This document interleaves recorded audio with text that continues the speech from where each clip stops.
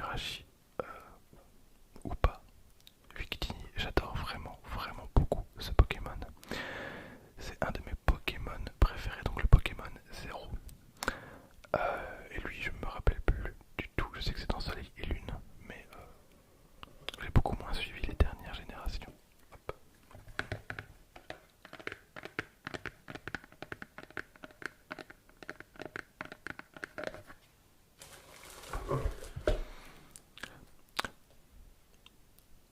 Voilà, donc les cartes sont assez grosses. On a évidemment un manuel qui a l'air énorme.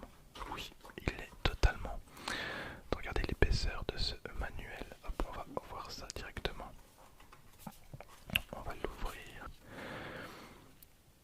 Donc, quel Pokémon suis-je? Ok, donc on a les règles du jeu. Cette boîte se compose de 100 cartes. Quel Pokémon légendaire suis-je? Est un Pokédex présentant tous les Pokémon légendaires et fabuleux de Kanto à Alola.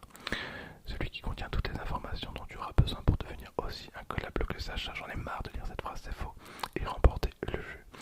Il y a plusieurs façons de jouer avec tes cartes.